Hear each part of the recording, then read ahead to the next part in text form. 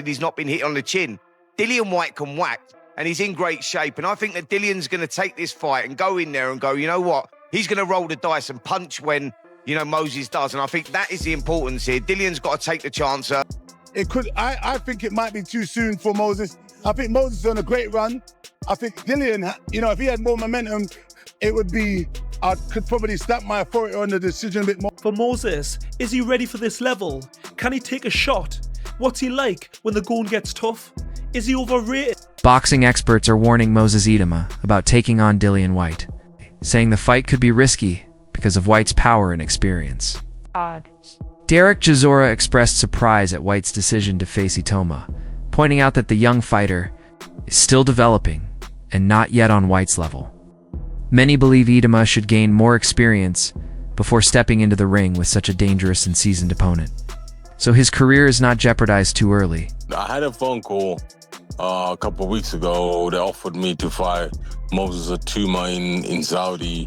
You know, I said, how much? He said, 2 million. I said, nah, I'm out. I even phoned Dylan. I was like, Dylan, I don't know why you're taking this fight, you know, because this kid is on fire right now. And he's getting better and better. It's not like he's going backwards, he's going forward. One of the reasons he is taking it is that Moses is WBO #1 at the moment, so that there's some kind of light at the end of the tunnel for Dillian taking that fight. Ain't no light at that tunnel. I agree with you. I think Moses, I don't think Dillian gets beyond 4 or 5 rounds. You're crazy. There's no light at that tunnel. That kid is, no, you mad. No way. Even Lawrence Okoli said, Moses is... Dean Whyte has voiced concern about the timing of this fight, saying that Dillian Whyte might be too big a challenge for Moses Itauma at this stage of his career. He admits that Moses is talented and promising, but reminds everyone that he is still in the early stages of professional boxing. Dean stresses that this is not just about skill, but also about experience and the ability to adapt under pressure. He believes Moses has a long career ahead of him, and rushing into a fight with someone as experienced as Dillian could slow his growth. He urges Moses and his team to think carefully before stepping in with a fighter who has survived big, high-pressure battles against top competition. He's a new kid on the block, the kid with the thunder, big punch in southpaw. He's predicted to be the leading boy of the heavyweight division. So, I mean, look, it's a crossroads fight. Obviously, as you could look at it, they're saying they're hoping that the baton will be passed from him beating Dillian. I think Dillian's got other ideas, and Dillian's a man that's never should be written off. I think it might be too soon for Moses. I think Moses is on a great run. I think Dillian, you know, if he had more momentum, it would be, I could probably stamp my authority on the decision a bit more. But still, Dillian's pressing, he's working hard. And if Dillian's up for it, that experience, you know, is going to play a pivotal role.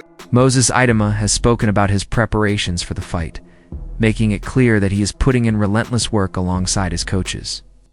He confidently explains that every training session is designed to sharpen his skills and improve his conditioning.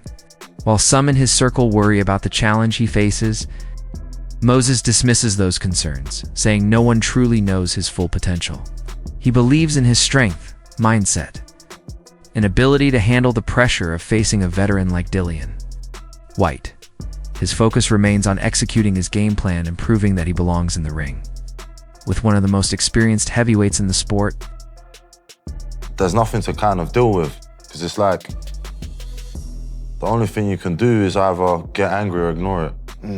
So I choose to keep in control of my emotions. So I just kind of ignore it. Like, I'm just only on my own path. Everybody's got their own journey. Everybody's got their own thing. But like, I'm not trying to compare anything. Yeah. And we was just talking about it with my coaches yesterday. It was like, you know, a lot of people put pressure because they're too worried about the outcome. I'm not worried about the outcome. I'm worried about the game plan.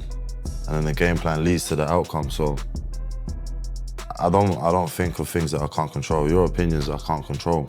Like, for example, like if I go to bed today, I wake up tomorrow morning, I still got to play the Moses Itauma role. Yeah. So my feelings and my feelings and opinions of myself can't be based on what someone else thinks of me, because you don't have to play the Moses Itauma role 24/7. I do, so I just choose to ignore him. Dillian Whyte, right? I mean, I think it surprised a few when he got announced. It was like, okay, and all of a sudden people were like, this is an interesting fight. Old Lion versus young Lion. What do you make of Dillian Whyte and where he is now in his career? I think I might be boxing the best Dillian Whyte there is, because you know this is his last chance. So I just got to kind of stop him from coming back into the division. To be honest, for a long. Dillian Whyte has sent a direct message to Moses Itauma, warning him not to underestimate him. He makes it clear that he is not a fighter to be taken lightly, highlighting his experience, grit, and fighting spirit. Dillian stresses that his years in the sport, his tough battles, and his survival in high-stakes fights give him an edge that youth alone cannot match. He adds that he is entering this fight with a point to prove, and that Moses should expect a dangerous opponent who won't back down. I ain't frustrated at media, I was frustrated at people talking and then when they come and see him in shape and different mindset, then they start changing their minds and opinion. I'm like, yo, I have the same energy, bro. I have the same energy. When I'm 118, 120 kilos, I have the same energy, because now I'm light and I look like I'm in shape. Then now everybody's like, oh, yeah. I'm like, yo, come on, man. You know, I don't need to be 100% to win some fights, because I'm a fighter, I know what to fight. He's had more amateur fights than me and all of this other, you know. He's doing what he's meant to know. And one thing is, he's got the what's the word I'm looking for? The ignorance of inexperience. You know, I didn't say it right, but I'm tired. Yeah. Ignorance of youth or whatever it is. Yeah, I'm not a chump, bro. You know, I'm not a chump. You know, obviously people writing me up, but I'm not a chump. I'm not a chump. So this will happen Saturday. Dillian, one word. What can we expect on Saturday night? What I always bring, man, I always bring that. With me, there's always that unpredictability in the... A training partner who has been working closely with Dillian Whyte has shared his honest thoughts on Whyte's condition. He reveals that Dillian looks physically better than he has in a long time, moving with sharpness and purpose in training. His punches carry real power, his footwork looks crisp, and his endurance during sparring has been impressive. The training partner says that Dillian's focus is unmatched, and that he is taking this fight extremely seriously, something that could spell real trouble for Moses Itauma. I sparred Dillian the last time when he fought against Fury, and he developed very good. Like, he's in good shape for his upcoming fight against Itauma. I think he's in great shape. Boxing analysts acknowledge that Moses Itauma shows maturity beyond his years both in and out of the ring. They praise his skill, discipline, the fact that he already has over 20 amateur fights and countless sparring sessions under his belt. However, they also point out that this fight is a massive leap in competition level. Facing Dillian Whyte means going against an opponent who has fought world champions and top contenders. This step up in class will test not only Moses' ability, but also his mental toughness and adaptability against a dangerous veteran under the bright lights. You know, Itauma only had about 20 or so amateur fights. He has done a lot of sparring, but again, sparring is behind closed doors. You're in an environment that you feel comfy in. You're away from the scrutiny of the camera. You're not allowed, strictly speaking, you're not really allowed, and most gyms won't allow you to record a spar. They might show you a glimpse of footage, but you're talking 5 seconds, maybe, if even. So he's been kind of away in his own comfort zone. He's fought on big shows. As co-main event, I believe him against McKeon was co-main event on Fury USEC 2. But again, he's going in as the firm favourite against the fighter he's expected to beat. And he's the bridesmaid, right? He's fought in the he's fought in the York Hall a couple of times. He's fought low down the card. You know, Itauma's always been that guy. You know, he can learn his craft. He's not strictly, you know, the eyes of the world are on you, etc.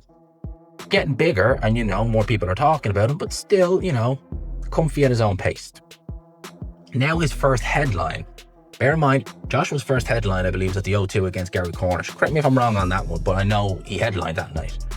And this is his first headline. A pay-per-view in Saudi Arabia against Dillian Whyte. and all the media work that comes with it. You did a face-off on Monday. You had the grand arrivals yesterday. You're doing the public workout today. You're doing the press conference tomorrow. You're doing the weigh-in tomorrow. Or you're doing the weigh-in on Friday. Now you're doing fight night on Saturday. You'll have a press conference most likely after. Lots going on. Lots going on for a young man at 20. How is he taking all that? And that's what I'm wondering.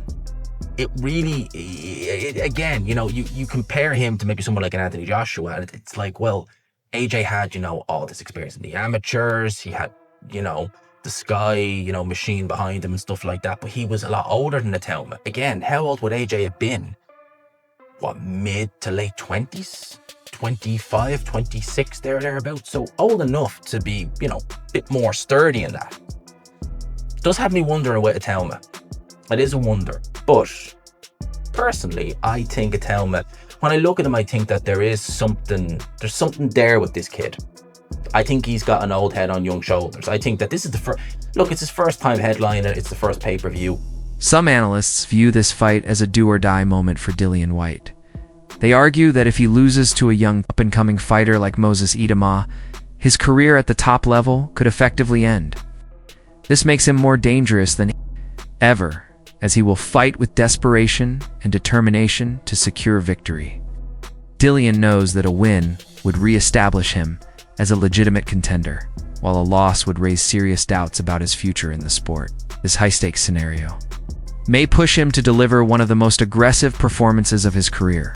I know, relax. Moses has been performing under the bright lights, but what I'm saying is, it's still so early and he's got a lot to prove. Up until this point, I can't argue. He's passed every test with flying colours, but the problem is, he's passed so easily. He's missed out on valuable lessons along the way, and he's now got a very experienced veteran in front of him, in Dillian Whyte, who's been at world level. Everybody's written Dillian off, but recently, seeing interviews and seeing training footage, I'm liking what I'm seeing. I've got to be honest, my mind's starting to shift. Let's take a look and discuss the key takeaways. I don't think I've ever seen you be this big an underdog in a fight. You are like 1-14. Dev asked Dillian, how does he feel being the underdog? And that's what makes it dangerous. As an underdog, you're underneath. You get up at them testicles and lock onto them, and it's game over. It's crazy really because, like I said, he's fought at world level, fighting the likes of Povetkin, Fury, Chisora, AJ, Parker,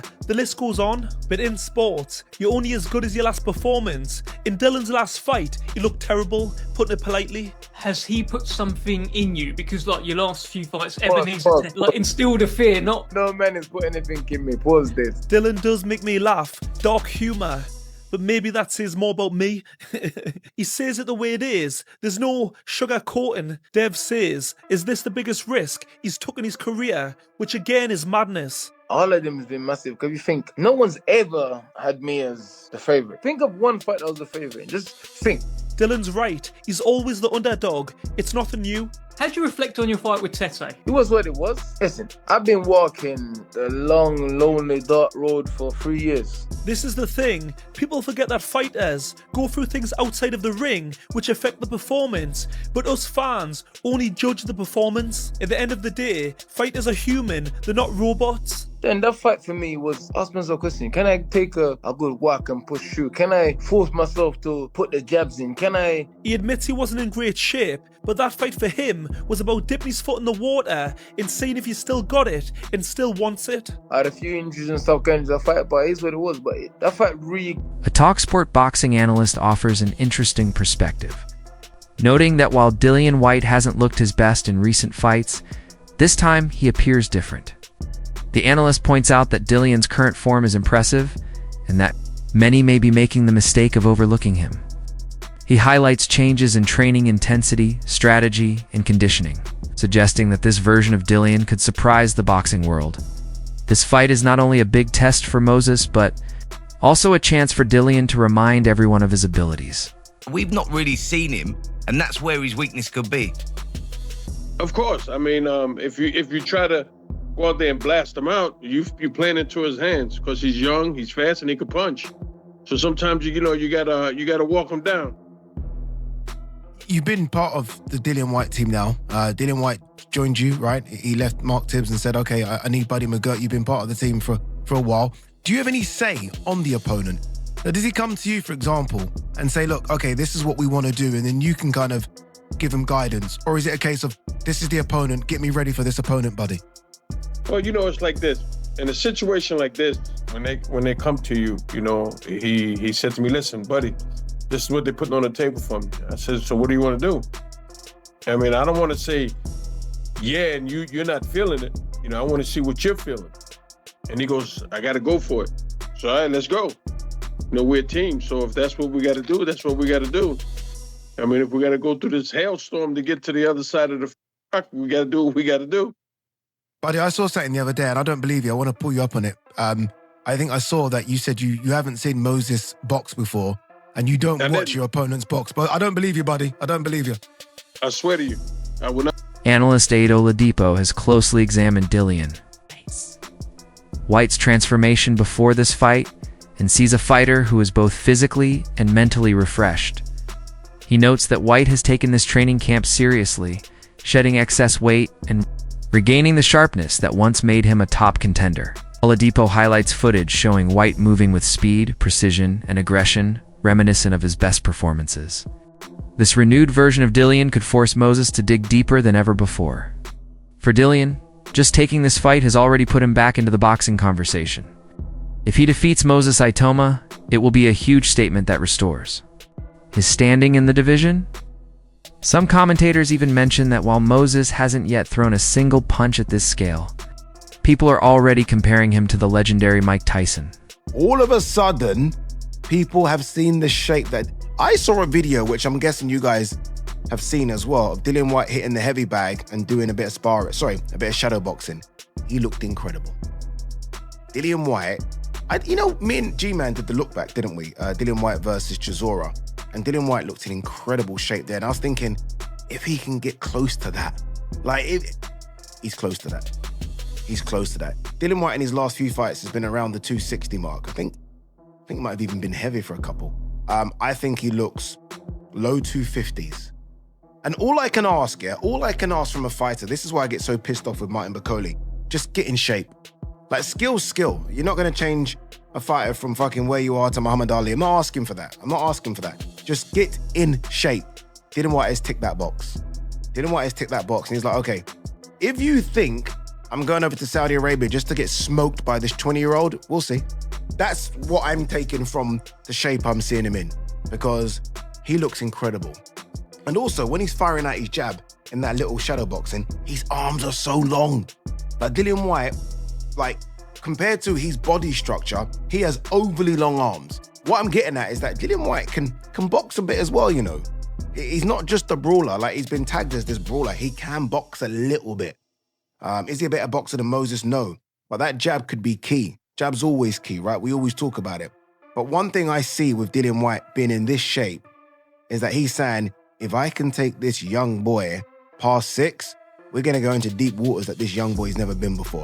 And it's all well and good. Moses saying, I'm sparring 10 rounds, I'm sparring 12 rounds. And, I was on TalkSport when he mentioned this yesterday. Fighting 10 rounds is different. Fighting 12 rounds is different. Dillian Whyte's done that. And look, sometimes Dillian Whyte's blown out of his ass. Sometimes Dillian Whyte's been beat in those 12-round fights. But Dillian Whyte has done that. There's a difference.